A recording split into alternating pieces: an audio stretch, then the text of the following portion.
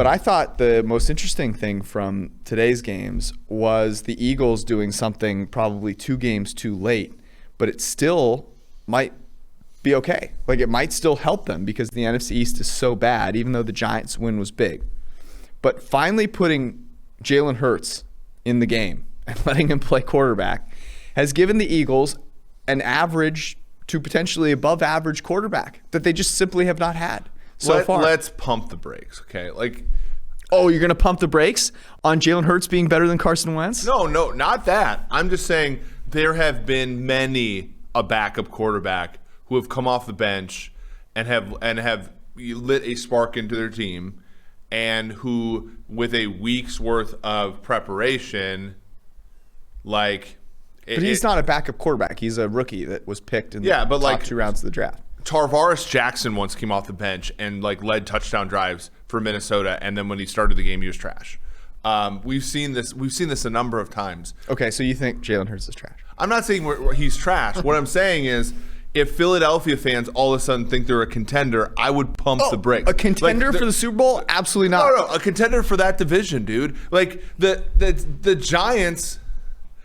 Dude, they were in the division with one of the worst quarterbacks in football, if not the worst. Yeah, and the problem is now they are at worst, a game and a half behind the Giants, who just went on the road and beat Seattle with their backup quarterback. Yeah, but the Giants none of these teams are good. The Giants are tough. They hit their quarterback in practice. Jalen Hurts is the best quarterback in the NFC East.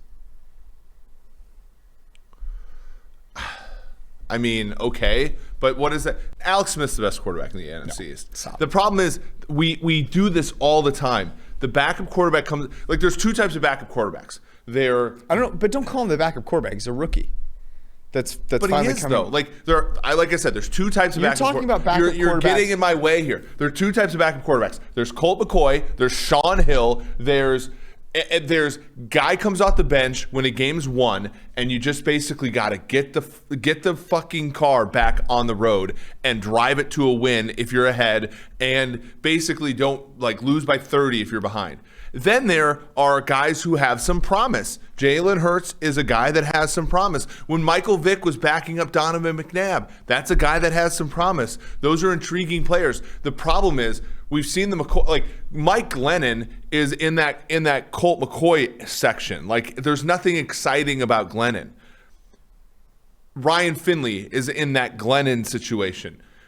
Hurts is one of a few, Jameis Winston's in the Hurts category, where if the guy comes in, he could probably provide a spark, but there's a reason that, at least in some settings, that person's the backup. And there's also a reason they have some success when they come in cold and the other team hasn't prepared for them. It's a different story when that team, has some preparation time. And when you look at the Eagles' schedule, they're 0-3 on this current stretch, so that we're saying it's not going to be good for them. The Saints defense next week in Philadelphia, it's not going to fuck around with Jalen Hurts the same way that Green Bay did this week. I like Hurts long term. I'm just saying temper expectations. All I heard was Glennon and Ryan Finley. I'm trying to talk about a guy that was drafted this past season, not some journeyman hobo. Look, he's a rookie that we have not seen play yet. I hate that. You're talking about backups that you've already seen play before. Even Jameis Winston, you've seen him come in. You know what Jameis Winston is going to give you. But we've done this song and dance with Nick Mullins before. What? Yes. Who did this song and dance with Nick Mullins? Nick Mullins comes off the bench against Seattle, scores 21 points, 30 points in the fourth quarter of the game, and we're all like, oh. Who did that? The general public did this, okay, right? I'm doing this right now. I did not freak out about Nick Mullins, journeyman quarterback. But they do, your performance in a game you're an official Jalen Hurts hater. I'm not, though. Jalen Hurts is probably going to end up with maybe a top 10, 12 grade this week. Hit some plays down the football field, threw the ball accurately, actually can run the football. I'm on Hurts' side here. Carson Wentz was, 6 for 15 No, today? he was garbage, and he is garbage. My issue is I'm trying to be fair to Jalen Hurts. If Jalen Hurts comes out and struggles against the New Orleans Saints next week, the Eagles should stay with him. if he comes out, I agree with you. And my issue is he's not going to struggle against the Saints because he sucks. He's going to struggle against the Saints because that is the natural course of action for young players who come in off the bench and catch a team off guard for a few plays and then start the next week. Like, expectations should be moderate for Jalen Hurts. I agree, but why can't he be successful? He could be their starter. I'm just saying the threshold for success for Jalen Hurts next week is small. I agree with that. I just think it was a big move finally. Good for them, yeah. For the Eagles. And they legitimately had a shot to win that game. They came back, they were completely down and out. Carson Wentz looked like it was just So what are they disaster. now? 3-9-1? Mm-hmm. No, 3-8-1.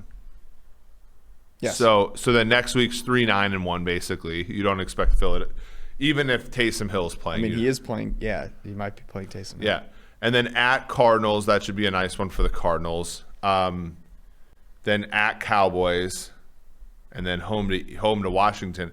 I mean, if they could go 3 for 4, that's 6-9-1. Then they could possibly have a chance. But again, the Giants, like, what would you put the chances of Jalen Hurts being their quarterback next year at? 40%. Ooh, that's actually kind of higher than I thought it would be. Okay. That was my Jalen Hurts thing. Currently sits here before grading reviews as the 8th of 25 graded quarterbacks with a 71 PFF grade. He was good. He looked good in this game. Thanks for watching the PFF YouTube channel. And if you want to subscribe, all you have to do is push the button. Don't forget everything you get. A little fantasy, push the button. A little green line for the gambling aspects of the game, push the button. College football, push the button. The YouTube channel from PFF.